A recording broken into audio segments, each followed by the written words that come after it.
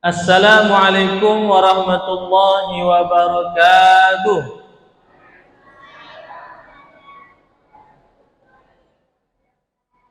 Alhamdulillahi rabbil alamin alladzi an'ama 'alaina bi ni'matil iman wal huda.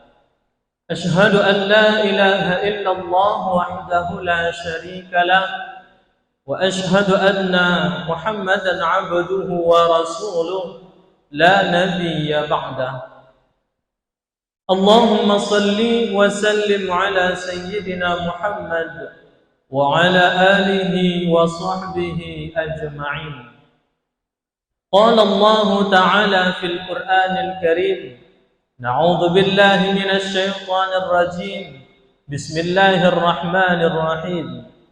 Ya ayyuhalladzina amanu taqullaha haqqa tuqatih wa la tamutunna illa wa antum muslimun. Subhanaka la ilma lana illa ma 'allamtana innaka antal alimul hakim. Rabbi shrah li sadri wa yassir li amri wahlul 'uqdatam min lisani yafqahu qawli. Shadaqallahul 'azim. Pengurus Masjid Al-Furqan yang sama-sama kita hormati, alim ulama, cerdik pandai, tokoh masyarakat, orang-orang tua kami yang kami muliakan, bapak-bapak, ibu-ibu jemaah yang kami hormati, tamu-tamu Allah yang diridhai Allah Subhanahu wa ta'ala. Bersyukur kita kepada Allah Subhanahu wa ta'ala. Pada malam hari yang mulia ini Allah kembali mengizinkan kita untuk datang menjadi tamu-tamu yang dimuliakannya sebagai salah satu bentuk ketakwaan kita kepada Allah pada malam hari ini, dengan mengorbankan sedikit waktu kita, usia kita, badan kita, untuk tetap hadir untuk melaksanakan ibadah-ibadah kepada Allah Subhanahu wa ta'ala. Semoga betul-betul kita diakui sebagai hambanya dan mendapatkan rahmat serta keridhaannya. Amin ya rabbal alamin. Salawat dan salam kita kirimkan kepada Nabi kita Muhammad sallallahu alaihi wasallam. Allahumma salli wa sallim ala sayyidina Muhammad wa ala ali sayyidina Muhammad. Semoga dengan memperbanyak salawat dan salam kepada Rasulullah Muhammad sallallahu alaihi wasallam, kita betullah diakui sebagai umatnya dan mendapatkan syafaatul kubranya di yaumil akhirat kelak nanti. Amin ya rabbal alamin. Bapak-bapak, ibu-ibu, jemaah yang kami hormati dan yang diridhai Allah Subhanahu wa ta'ala. Sambil duduk i'tikaf bersimpuh di rumah Allah yang kita cintai ini, seraya izinkanlah kami menyampaikan kajian pada malam hari ini, yakninya tentang 3 golongan yang Allah haramkan atasnya surga. 3 golongan yang takkan masuk surga. Mudah-mudahan kita terpelihara dari 3 golongan tersebut. Setelah disampaikan, insyaallah mari kita amalkan sehingga kita terpelihara dari orang-orang yang Allah haramkan dari surga tersebut. Bapak-bapak, ibu-ibu jemaah yang kami hormati yang diridhai Allah, padahal apa yang kita usahakan malam kini dan setiap harinya itu adalah untuk mengharapkan keridhaan Allah. Supaya dengan ridha Allah itu, Allah amu pula besok memasukkan kita ke dalam surga. Sebab kita yakin dengan tempat tersebut, tempat segala macam kenikmatan, tempat yang kita yakini selepas hari kiamat terjadi. Dan disitulah tempat yang kita inginkan besok. Dengan rahmat dan ridha Allah pula lah Allah akan memasukkan kita ke dalamnya. Namun ada 3 golongan yang Allah haramkan Kalau lah haram tidak akan pernah masuk surga oleh Bapak Ibu. Oleh karena itu, Nabi Muhammad sallallahu alaihi wasallam bersabda, hadis riwayat Imam Ahmad, an Salim bin Abdullah ibn Umar, annahu sami'ahu yaqulu, haddatsani Abdullah ibn Umar, anna Rasulullah sallallahu alaihi wasallam qala, salasatun qad harramallahu alaihimul jannah. Dari Salim bin Abdullah bin Umar, sesungguhnya beliau mendengar Rasulullah sallallahu alaihi wasallam mengatakan ataupun bersabda, salasatun, ada 3 golongan, qad harramallah. Kalau qad masuk kepada fi'il madhi, artinya sungguh. Artinya apa? Qad menguatkan bahwasanya Allah Ta'ala betul-betul mengharamkan. Diharamkan ya Allah Ta'ala atas orang-orang yang 3 golongan cakap surganya. Jadi tidak akan pernah masuk surga 3 golongan niko Bapak Ibu. Jadi mau kita jauhi 3 golongan niko. Yang pertama kata Rasulullah Muhammad sallallahu alaihi wasallam, mudminul khamri, orang yang suka meminum minuman khamar, minuman yang memabukkan. Padahal kita tentu bahwasanya Allah Subhanahu wa taala sudah mengharamkan yang namanya khamar. Sekalipun dulu khamar ayatnya bertahap. Mulai dari bertanya sahabat kepada Nabi tentang khamar dan judi.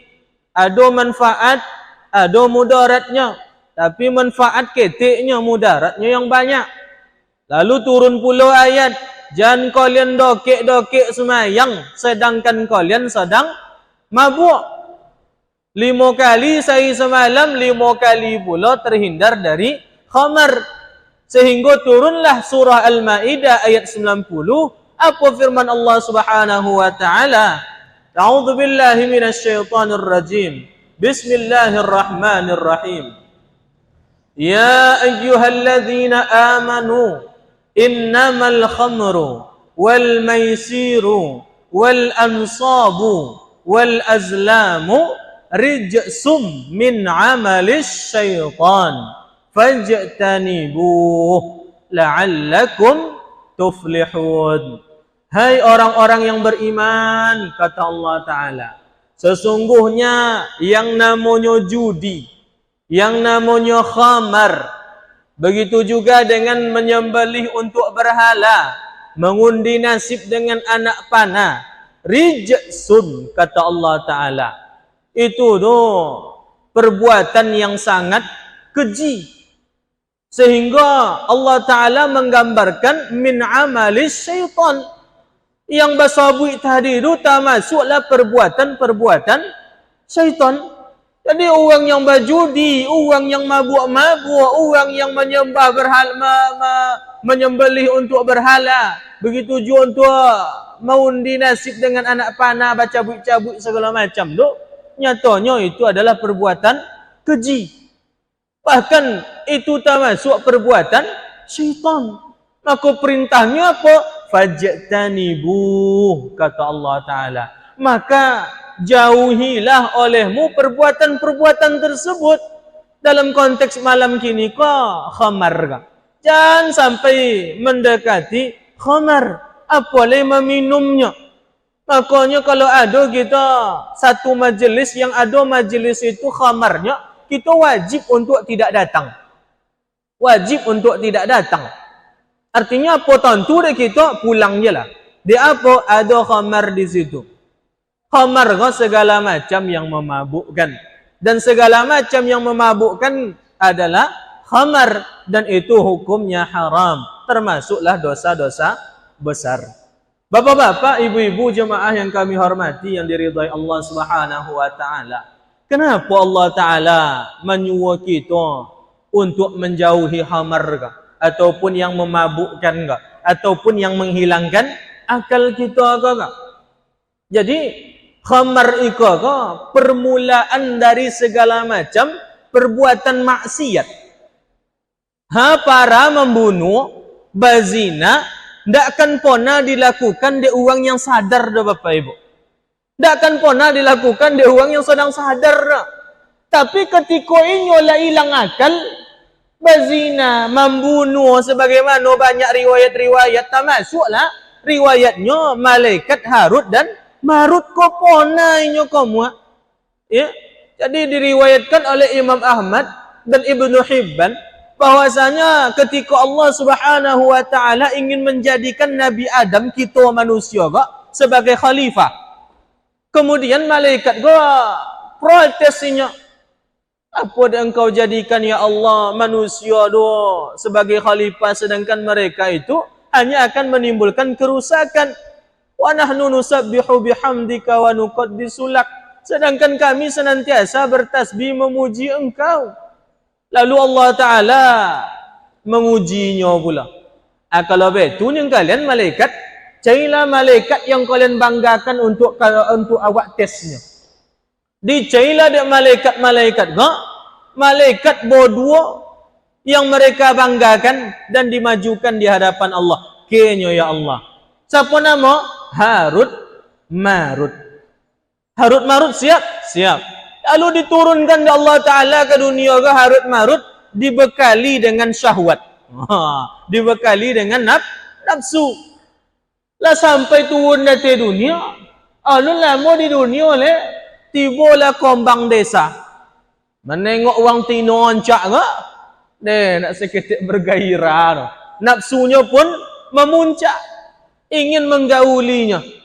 Lalu orang tino cakap yang Allah jadikan ujian kepada malaikat datangnya bulia menzinahi dayannya, menggauli dayannya. Cuman syaratnya apa? Sekutukan Allah. Syirik kepada Allah. Kafir kan? Enggak bisa adanya. Enggak bisa. Kami menyekutukan Allah pantang bonau. Enggak kena kami yang murah. Kata malaikat Harut dan Marut. Sebab apa? Nyo sadar bang. So pagi tibola orang tino jago balik. Cinan jago lengket dan lain. Cinan buat naunya. Amor dan digaulinya. Tapi syaratnya kebetulan orang tino ko membawa anak. Bunuh anak aku ni. Anak kami yang mau membunuh orang. Perbuatan yang dibenci Allah Ta'ala. Ikut bongi Allah Ta'ala ke kami bekon. Ayolah pulang balik. So pagi tibola balik. Masih cinan juga dan. Cinan buat naunya. Ayolah minumlah khamar kan. Khamar ko cik minum banyak. Yang malaikat Harut Marut pak. Cik minum-minuman banyak. Mulailah diminum dia Harut Marut cakap khamar ka.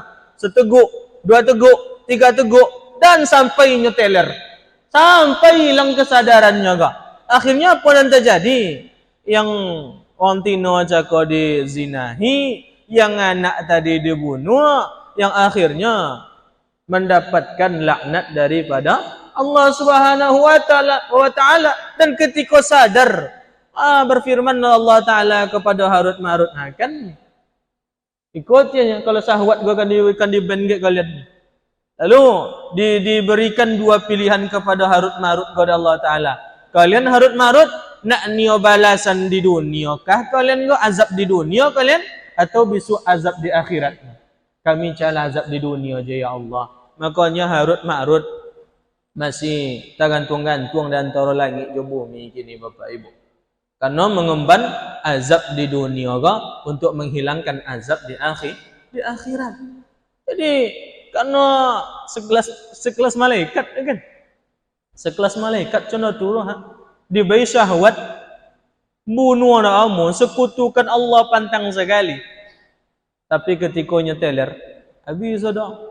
Bahkan kisah seorang yang sangat taat beribadah. Ada yang menyebutnya bersisah. Kisah Syekh bersisah namanya. Yang tidak ada tandingan. Ibadah ko inyo nomor 1 pada zaman ini. Tidak ada lawan beribadah. Sampai setan induk setan bili pun apa ayahnya. Siapa yang akan bisa menggoda orang alim dulu? Siapa yang akan bisa menggoda orang yang taat dulu? Lalu majulah ekor setan ko. Ya. Dayan tuan. Sonang junya dulu. Cobalah. Baiklah setan kau kepada orang yang taat itu. Sesampainya dia nengok orang mengamati orang taat cakap, bersesah cakap, ya dia ancak alim, taat beribadah, tinggi ketakwaannya, luar biasa. Kaya. Akhirnya apa yang dilakukan dek setan cakap? Menyamarinya menjadi manusia yang lebih taat pula daripada bersesah cakap, Pak. Lebih taat pula inya. Setompek ibadah pula inya dengan orang taat cakap. Dan bersesa ko cakola pulang, inyo masih di situ jo berzikir le. Yang bersesa ko kembali, masih di tempat tujuh inyo beribadah le. Pulang contoh tujuh, kebaik, kau taat, kau dah dian malin. Tak mungkin kalah dan godanya. Akhirnya bertanya lah, orang taat cakap kepada setan tadi itu. Sebab inyo lah menyerupai manusia. Hei Tuan, iya. Apa dia bayi-yo bono beribadah sampai nak pulang bayi nampak dia dan madan. Contoh kau dia dan beribadahnya. Apa rahasianya? Apa rahasianya? Dia pernah ada melakukan dosa. Jadi kalau lah melakukan dosa kau, bau taso dan nikmat ibadah kau. Menyosal dan sehingga dia rajin beribadah. Contoh tu pula. Itu Cina nak buat dosanya. Anda dia ada cuman kalau untuk meningkatkan ibadah, kualitas ibadah dia, acalah kionya. Cina nak bawa buat dosa. Apa dosa yang paling yang mungkin dan lakukannya? Kalau nak copek, bunuh aja lah. Mungkin membunuh orangnya. Menyosalnya godang loh, apa dia membunuh kan? Ya pula. Jangan copek dan godang benau. Ada yang kocok lainnya. Apa zina je lah. Berzina. Tak mungkin nama zina orangnya. Tak mungkin nama zina. Godang dosa dulu. Takwid dan Allah Ta'ala. Kalau begitu, minum minuman khamar. Minum kau je lah. Minum namanya kan. Tak kenapa apa. Mana minumnya? Dia di rumah, di kodai perempuan itu aja. Adi bola di kodai perempuan jago minum. Setagua, 2 tagua, 3 tagua. Sampai teler jaga. Akhirnya perempuan yang di kodai itu apa kali? Digauli dia, dizinahi. Pulang lagi perempuan jaga, dibunuh. Nyolah takut pula kan? Takutnya dibunuh. Akhirnya sampailah kepada pengadilan yang akhirnya bersisa disalib dia. Sampai akhirnya dihukum matinya. Sebelumnya mati. Kok kerja setan yang terakhir Pak? Kok kerja setan yang terakhir. Datang balik. Sebelumnya dihukum minta tolonglah. Tolonglah dan kawan. Iko kan toga dewa ang petang dan cenokogonya. Amo dan nolong waangnya. Tapi ada saran ciknya. Apa dulunya? Dan lakukannya. Sekutukan Allah. Tinggalkan keimanan waang. Tanggalkan keimanan waangnya. Bagi dia ni. Tapi nak minta tolongnya. Sudah dan tolong kau balik imam baliknya. Ketika inyo menyatakan meninggalkan keimanan kau cakap berubahlah. Laki-laki tadi itu jadi setan. Waang lah kapiunya. Ketika itu datang pula ajal Pak. Waliyahudzubillah. Ibu. Jadi khamar kah? Bantu kecilnya kah? Bantu sepelenya Pak. Tapi ketika lah dicoba, hilang akal kau lah. Tu apa tidak akan dibuat lah. Sebab kalau akal kau nafsu kawan lawannya. Kalau akal tidak bisa mengontrol nafsu, maka nafsulah yang akan mengontrol akal. Kalau lah hilang akal nafsu ya saudara. Apa artinya? Yang lomak kan dibuat dirinya oleh. Apa nama lomak dirinya itu kan dibuat dirinya oleh. Dia apa? Nya akalnya lah hilang. Lah tambah dia nafsunya sebab dia khamar jaka. Maka dari itu Bapak Ibu jemaah yang kami hormati yang diridhai Allah Subhanahu wa taala. Maka setan memang bantu sepele aja kan. Tapi efek dari khamar sana luar biasa. Sampai hal-hal yang begitu dibonci di Allah Ta'ala pun tabuik dia orang tadi itu. Makanya siapa yang meminum seteguk khamar, maka 3 hari nak akan bertemu pahala, nak akan bertemu ibadah. Bahkan ada yang mengatakan ompek puluh hari, ompek puluh malam ndak batemo ibadah dah. Siapa yang meminum khamar ompek puluh hari, ompek puluh malam ndak batemo ibadah dah Pak. Itulah muru. Ya. Minum teler, tu alamat lah. Kalau lagi panjang umur alhamdulillah. Kalau ndak mati dalam kurun waktu 40 hari 40 malam tanpa bertaubatnya pula. Itu kata Ibnu Mas'ud, Abdullah Ibnu Mas'ud, kalau ada orang mabuk mati, nyo nak sempat bertaubat, kubunya. Demi Allahnya. Kalau ndak kalian percayanya, kali kubunya tu kalau ndak berbalik dari arah kiblat, kalian saliblah dia. Iya tu Pak. Ada kali dia kawan jaga ga, ditengoklah orang yang mabuk jaga ga, yang tadinya dia dihadapkan ke arah kiblat, nyolah membelakangi kiblat. Maka siapa yang mati saat inya teler mabuk, maka walaupunlah dihadapkan ke arah kiblat, nyatanya Allah Taala ndak mau maduk kenyo dah. Dalam hadis lain ada 3 golongan yang ndak kena Allah Taala mandang kenyo dah. Ya, ndak kena Allah Taala mandang kenyo. Yang salah satu khamar cekadeti. Yang memabuk, yang meminum minuman yang memabukkan, ataupun yang sejenis khamar lainnya kini ndak cek minum minuman keras dah. Narkoba, ganja, ekstasi, narkotika dan lain sebagainya macamnya. Makanya Rasulullah sallallahu alaihi wasallam Rasulullah sallallahu alaihi wasallam anil muskirin wa mufattirin. Rasulullah melarang bagi setiap yang memabukkan atau yang melelahkan atau yang melemahkan bius. Lama wa'in, tak bisa. Oleh karena itu, hendaknya kita pandai-pandai untuk menjauhkan diri dari khamar sehingga kita tidak diharamkan Allah masuk ke dalam surga. Bahkan ketika orang mabuk besok Pak melintas jembatan sirat, baunya melangkah ke sirat Pak, langsung ditegang di Zabaniyah, dibawa ke dalam lembah yang namanya dalam neraka itu Khabal nama lembahnya. Apa yang ada di lembah Khabal ga? Maaf cakap nanah sodo. Dengan nanah itu keinyo meminum sampai habis rasa. Makanya orang yang mabuk-mabuk itu akan ditempatkan di tempat yang namanya neraka tu, di lembah neraka tu ada namanya Khabal. Khabal ga nanah sodo. Dan di Khabal ikut keinyo meminum nanah itu. Kalau sempatlah meleleh kata khabal ka kata dunia, niscaya terpanggang sodo di angin khabal ka.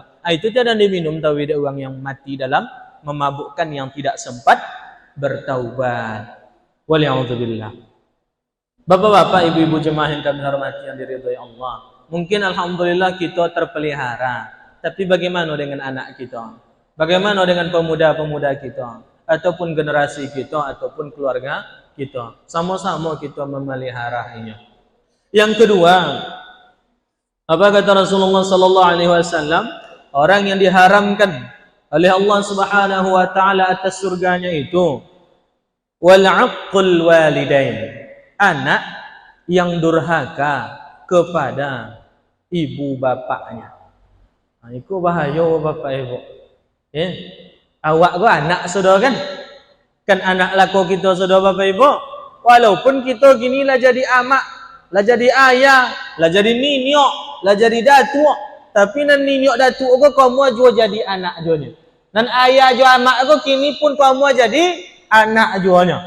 Makanya kita selaku anak ga tak boleh doko kepada orang tua.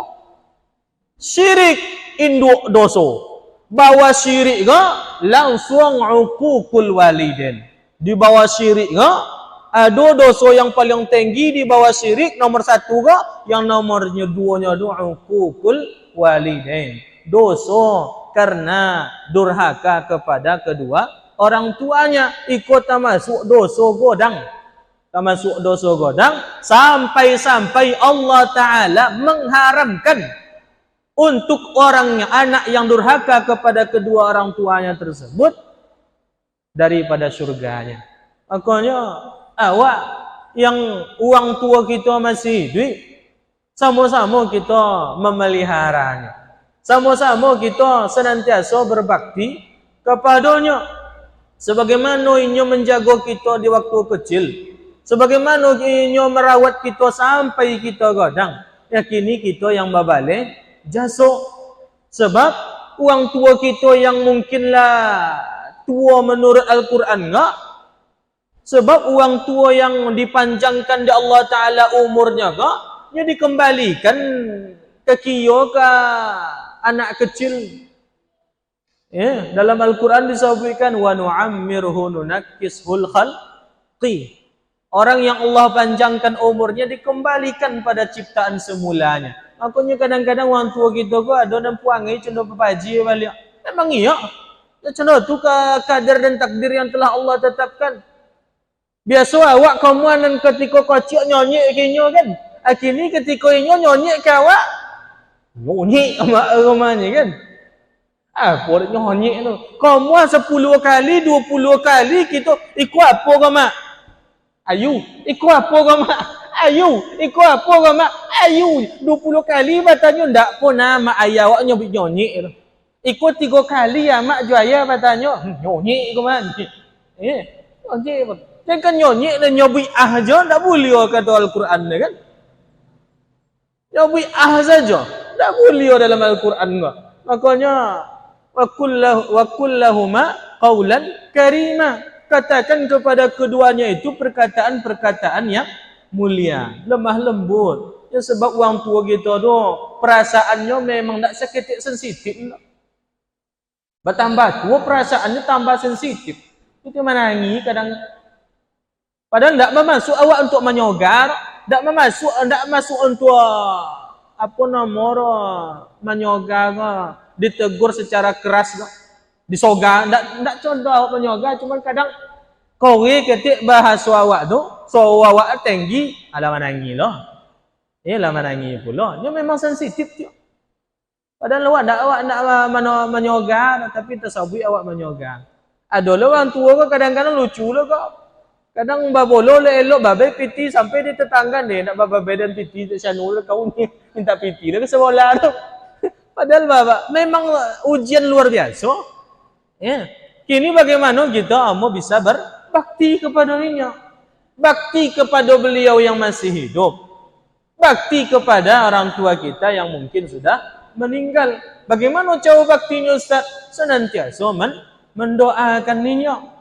Sebab tidak ada yang tidak terputus dari amalan mereka walaupun sudah meninggal.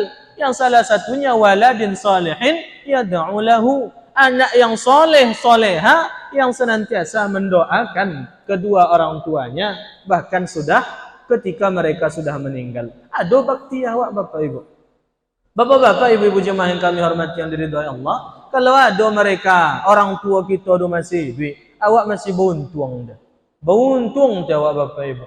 Sebab ada ulama yang mengatakan kalau bolehlah di koton Tuhan kau ada dua, orang tua dia tu Tuhan nomor 2 kan. Cuman kan tak boleh di koton Tuhan ni ada. Sebab nyata dalam hadis kata Rasulullah, ridallah fi ridal walidain wa sukhtullah fi sukhtil walidain. Ridha Allah tu terletak kepada ridha orang tua kita. Nyaman tonang aman barokah. Nyelewa orang tua kita, menyelewa pula dibanding Allah Ta'ala kita. Sayang orang tua kita ke kita, sayang contoh tua pula ti Allah Ta'ala kita kepada kita. Tapi kalau orang tua kita mengutuk je ke kita, itu orang tua je baru. Apa lela Allah Ta'ala tu. Sebab wasukhutullah fi sukhatil walidain. Murka Allah ada kepada murka orang tua kita. Makanya maaf-maaf cakap jauh-jauh kita pergi ziarah minta barakah, minta doa segala macam. Sonan di rumah ada keramat. Tak kiamat. Keramat ni paji. Kalau nak mencari keramat, cari dalam rumah kita yang masih hidup tu. Ada doa yang takkan pernah ditolak oleh Allah Ta'ala. Ya, tak payah jauh-jauh ke kuburan wali segala macam dah. Kalaupun ada kesempatan silahkan. Ya, kalau ada kesempatan silahkan. Tapi ada yang paling dokek keramat dunia. Doa yang paling mustajab ke kita tu. Doa yang mana Ustaz? Doa orang tua kita dah Bapak Ibu. Walaupun ialah tua mak. Ya, doakan kami. Doakan kami. Doakan kami yang elok. InsyaAllah Allah Ta'ala akan ridho kepada. Maka muliakan orang tuamu. Niscaya rizkimu akan dilapangkan oleh Allah Subhanahu wa Ta'ala. Awak akan diistimewakan di Allah Ta'ala. Sebagaimana kita mengistimewakan kedua orang tua kita. Yang Muhammad ridho ke, yang depan tuan-tuan ke. Takkan pernah lope dari doa kedua orang tua dia, Bapak Ibu. Jadinya Muhammad ridho condok kini ke. Tak lope daripada doa kedua orang tua kita ke. Contoh apa kita gini ke? Adalah berkat. Jua dari doa kedua orang tua kita. Nah, nan kini kita balik jasa. Kita balik jasa. Dapat dah kita merawatnya, alhamdulillah. Dapat dah kita untuk memandang wajahnya barokah. Memandang wajah orang tua kita je barokah ni kata ulama tu. Cik mandang punya dua. Apalagi bisa mengukir senyum. Golak menyeleo bahagia orang tua kita tu. Niscaya kita zaki kita akan diberi di Allah Ta'ala cana raja. Maka pantang banalah Rasulullah sallallahu alaihi wasallam itu untuk nengok orang tua, anak yang doko kepada orang tua sampai-sampai Allah Ta'ala mengharamkan surga atas anak-anak yang durhaka kepada kedua orang tuanya. Maka ancak-ancak pangai. Gimana? Nampak suami awak ya. Ancak pangai ke omak ke mintua dukung tawi. Kau bisa dipertontonkan ke anak awak dia tengok ayah anak. Sayang tanya ke omak. Ini jadi contoh kali ya. Ado inyo membayar nafkah ataupun zaki ke omak jadi toga. Ya, karena salah satu bentuk supaya Allah Ta'ala menurunkan kelapangan rezeki kepada rumah tangga kita. Oleh kerana itu, dukung yang baik-baik dari suami kita tu ketika ada suami kita berbakti kepada amaknya. Kemudian yang terakhir, bapak-bapak, ibu-ibu jemaah yang kami hormati yang diridhai Allah, yang tidak akan Allah masukkan ke dalam surga bahkan diharamkan oleh Allah itu adalah dayyus. Dayyus. Apa dayyus Ustaz? Allazi yuqirru fi ahlihil khabatha. Yaitu orang-orang yang membenarkan keburukan-keburukan yang dilakukan oleh keluarganya. Ada dosa-dosa yang dibuat di keluarga tidak disapu. Ada dosa yang dilakukan di keluarga, inyo ndak ditogar inyo, ndak dinasehati. Bahkan anak je dilopen je inyo. Ya. Maka dari itu Bapak Ibu kita selaku ayah, iko bawiknya ke apa kini? Ya. Menengok adanya keluarga kita yang babuik salah. Oleh kerana kita jangan sampai disabit dayus biswa. Maka jangan sagan-sagan kita untuk menyapu, untuk menoga dan memperbaikinya balik.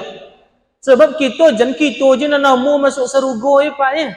Allah Ta'ala berpesan kepada kita, ku anfusakum wa ahlikum nara. Hai orang-orang yang beriman, peliharalah diri kamu dan keluargamu dari api neraka. Nah, kita bapak-bapak, kita selaku pemimpin rumah tangga, ar-rijalu qawwamuna 'alan nisa, kullukum ra'in wa mas'ulun 'an ra'iyati. Tiap-tiap kamu adalah pemimpin dan setiap pemimpin akan ditanya atas apa yang dia pimpin itu. Maka kita yang punya anak gading, yang mungkin aurat-auratnya belum alun sempurna oleh, maka dibaikan baju-baju yang menyempurnakan untuk ditutup auratnya. Contoh tujuh bini awak yang jauh-jauh banau dari agama, payahnya nak semayang segala macam, tak apa dah. Apalagi melakukan nusyus, doko, ya, Maka pertama dinasihatinya dulu. Ndak tolok dinasihati. Ndak apa sekali awak ndak sakamar jinyo oleh. Bisa ranjang namo dalam agama kita kan. Ndak jua ngarati dah fadribu. Boleh dilacak. Ndak kau ngarati kemarin ngapai. Ya, anda jua dah asabillah ke mintua kita tu. Tapi ke mintua. Anda jua cecan berarti ndak jodoh tu kita oleh. Acana tu abian tak unciang dan tak ada. Bapak-bapak, ibu-ibu jemaah yang kami hormati yang diridhai Allah Subhanahu wa taala, yang tidak kita inginkan adalah ketika seorang laki-laki Allah cap dia sebagai dayus sebab ada keluarga-keluarganya yang melakukan dosa tapi nya lepas tangan, ndak mau bertanggung jawab atas siapapun di antara keluarganya yang berbuat dosa, sehingga inya ndak mau menasihati. Dah muainya mempelok orang, bahkan berpelopin dia, sehingga besok oleh Alhamdulillah yang tidak kita inginkan itu adalah ketika Allah mengharamkan surganya atas ketiga golongan ini. Maka kita jauhi Bapak Ibu tiga golongan yang Allah sungguh haramkan atas mereka itu surga. Yang diantaranya yang pertama, orang yang suka meminum khamar. Sebab khamar itu pangkal keburukan. Apa dia pangkal keburukan? Ketika akal sudah hilang, maka seluruh dosa-dosa besar pasti akan dia lakukan. Yang awak khawatirkan ketika mulutnya mengatakan tidak beriman. Kafirnya ketika itu atau menyekutukan Allah. Nyatanya Israel nunggu itu jesanannya. Waliyahudzubillah, mati kafir, haram atasnya surga. Kemudian yang kedua, anak yang durhaka kepada orang tuanya. Mari sama-sama kita yang masih punya orang tua senantiasa untuk berbakti, memelihara, memenuhi nafkah dan membahagiakan orang tua kita sehingga Allah Ta'ala sebagaimana orang tua kita ridha terhadap kita, contoh tu pula hendaknya Allah Ta'ala ridha kepada kita.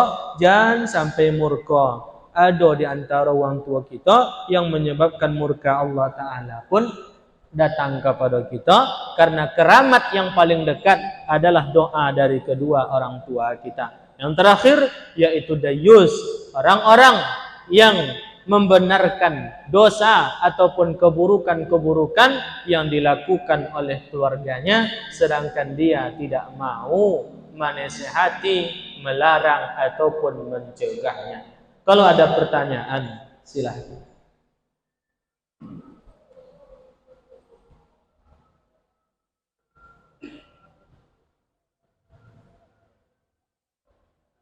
Subhanakallahumma wa bihamdika asyhadu an la ilaha illa anta astaghfiruka wa atubu ilaik. Muhammad Ridho mohon maaf apabila ada kata yang tidak pada tempatnya. Lebih dan kurang kami mohon maaf. Yang benar adalah datangnya daripada Allah. Mari sama-sama kita ikuti, dan yang salah itu dari hamba yang dhaif, mohon untuk dimaafkan. Terima kasih. Mudah-mudahan bermanfaat untuk kami juga yang menyampaikan dan kita amalkan sehingga Allah ridhakan surga atas kita semua. Amin ya rabbal alamin. Wassalamualaikum warahmatullahi wabarakatuh.